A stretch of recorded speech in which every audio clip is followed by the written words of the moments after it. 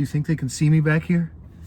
Turns out aliens have already been here. We've already had UFOs in our midst.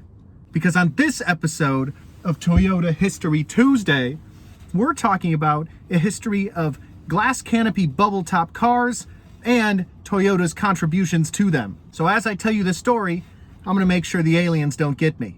A bubble top car is a car that has a glass canopy. You know, we have hard top cars nowadays where they're covered with metal and steel and stuff like that to make sure to give increased safety in the event of a rollover or anything like that. But there was a heyday and a short-lived fad of creating futuristic, alien-inspired bubble top cars. So bubble top cars have a history that goes all the way back to 1936 in the form of a concept drawing. Greek-American designer Alex Tremulous drew this concept drawing in February of 1936. There's no proof of it ever being manufactured besides the fact that it was just written down.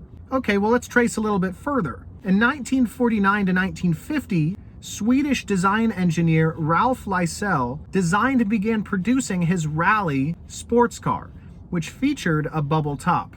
The project was abandoned in 1951, however, and no photos of the actual bubble top exist to this day, so it's unsure if it actually was manufactured. So according to automotive historian Glenn Brummer, the first produced and fully known to exist bubble top car was a Cadillac in 1941, but this bubble top was manufactured by its current owner in an aftermarket sense, so it wasn't factory made. However, in 1947, Vincent E. Gardner, automotive engineer out of South Bend, Indiana, would modify a 1947 Studebaker while working under designer Raymond Loewy. It was finished in 1949 and known as the Gardner Special. It had a removable plexiglass top.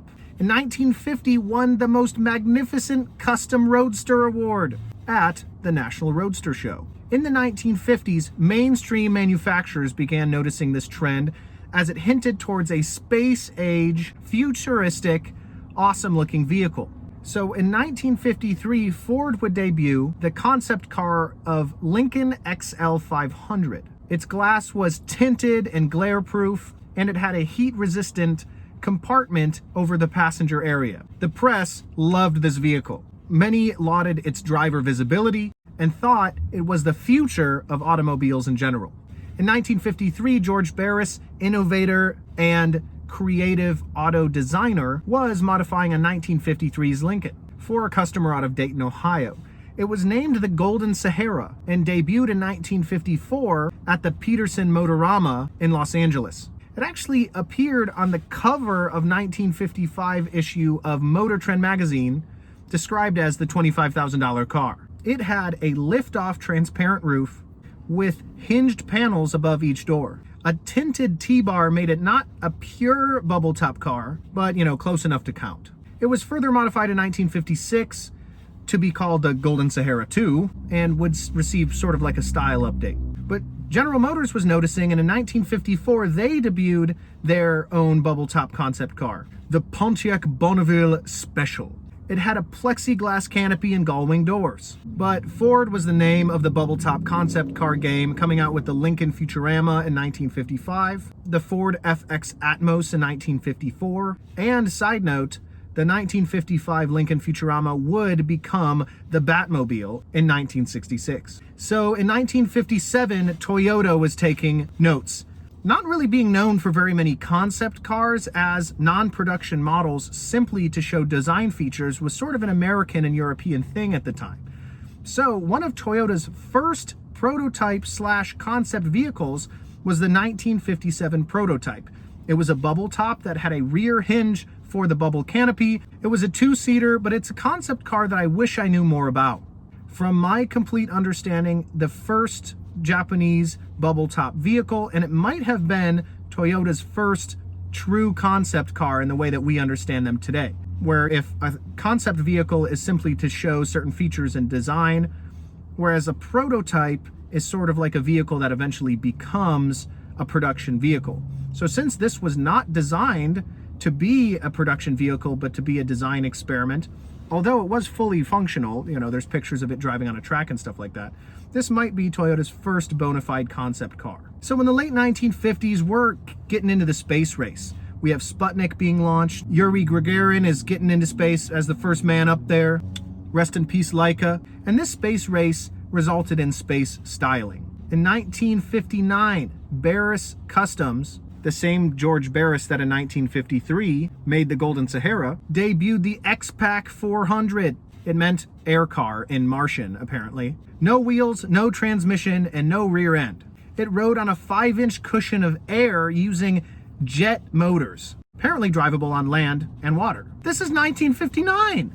The car weighed 422 pounds total, so I don't think its crash test ratings were very good. Movement was achieved by a revolving jet nozzle, and it was made with tinted plastic and aluminum. In 1960, Darrell Starbird, well-known custom automobile maker, would come out with his Predicta vehicle.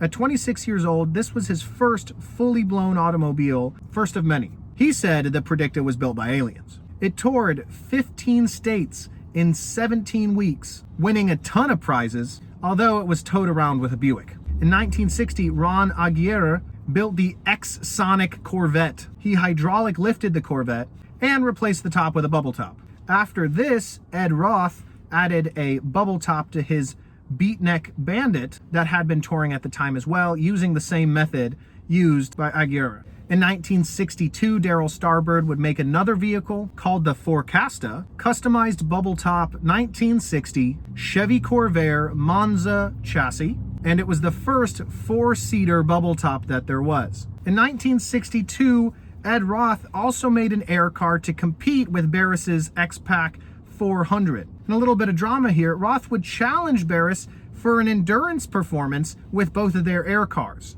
Roth's rotor, which is what the air car was called, actually would explode part of the way through and spray parts on the unsuspecting crowd. Roth, quote, "My eternal apologies to those people, especially an unnamed lady who suffered for years afterward," end quote. Eesh. In 1963, Bill Cushenberry debuted the Silhouette, and Darrell Starbird would come out with his third vehicle, the Futurista. And after this, bubble top vehicles would slowly disappear, especially after we land on the moon in 69, and the space race would kind of come to a close. This fascination with the future would be sort of distracted by other things going on in culture at the time. And if you think about it, bubble top cars don't make a ton of sense. If the vehicle were to roll over, there would be extreme safety concerns for the driver or passengers being crushed. Not only that, let's say that big truck is driving in front of you and kicks up a piece of gravel and cracks your windshield. Imagine the replacement cost for an entire glass canopy. So that's the short history of the fad of bubble top cars, the futuristic alien-inspired vehicles of the 1950s and 60s. Now, as I'm hiding from the aliens in the trunk of this XLE Venza, my name is Mitchell. I'm at Fred Haas Toyota Country, and I hope to see you in the next video. Thanks a lot.